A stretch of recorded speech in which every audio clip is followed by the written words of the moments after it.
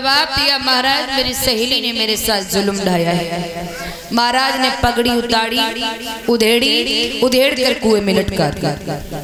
पगड़ी को पकड़ करके देवयानी बाहर आई। जब थोड़ी रह गई तो महाराज ने झुक करके उसकी कलाई पकड़कर बाहर खींच लिया। बाहर करने के बाद महाराज चल दिए, घोड़ा पर सवार हो गए। जैसे चले देवयानी ने रास्ता घेर ली, कहाँ जा रहे हैं? महाराज हंस करके बोले, भाई कहाँ जा रहा हूँ? शिकार खेलने जा रहा था, वही जा रहा हूँ। नहीं जा सकते आप। बोले मतलब?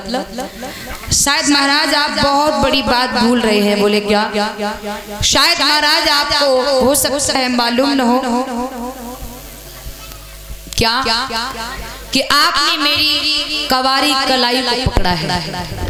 आपने मेरी कवारी कलाई को पकड़ा है। और मेरी माताओं, पहले का ये नियम था, कवारी बेटी की कलाई को वही पकड़ता था। कौन? उसका होने वाला पति, उसका जीवन साथी। देवयानी कहने लगी, आपने मेरी कवारी कलाई को पकड़ा है महाराज, आप हमें छोड़कर नहीं जा सकते। बोले मतलब? मतलब ये है, सुनो। तुम वो संग कर ली जी शादी भूली राजा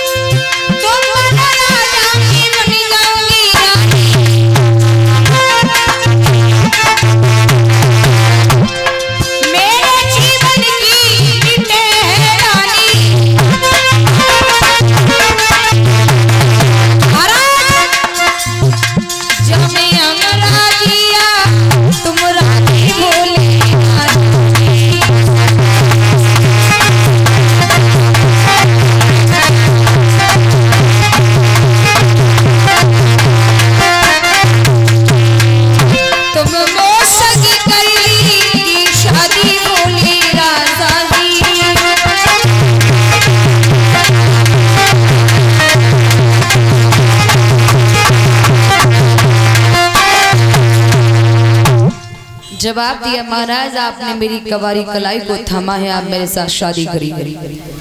याती आंखों में लोहो के कतरे लेकर के कहने लगे, दिमाग ठीक है क्या नहीं तेरा? अरे कौन है तू? मैं नहीं जानता हूँ तुझे, पहले परिचय दे अपना। देवयानी कहने लगी, ठीक हो ना, मैं ब्राह्मण शुक्राचार्य की बेटी हूँ, मेरा नाम देवयानी है। ब्राह्मण की बेटी होकर ये इस तरह की बातें कर रही है, तो ये शर्म नहीं आती? देवयानी कहने लगी, महाराज आप नाराज न हो, मैंने ब्राह्मण कुल में जन्म तो लिया है, लेकिन मुझे मेरे गुरुभाई कक्ष का श्राप लगा है कि मैं क्षत्रिय वंश में जाऊंगी, मुझे कोई क्षत्रिय बेटा ही, मेरा कोई क्षत्रिय पति ही होगा, मैं ब्राह्मण कुल में नहीं जा सकती। क्या? बोले हाँ। याती कहने लगे, ये बात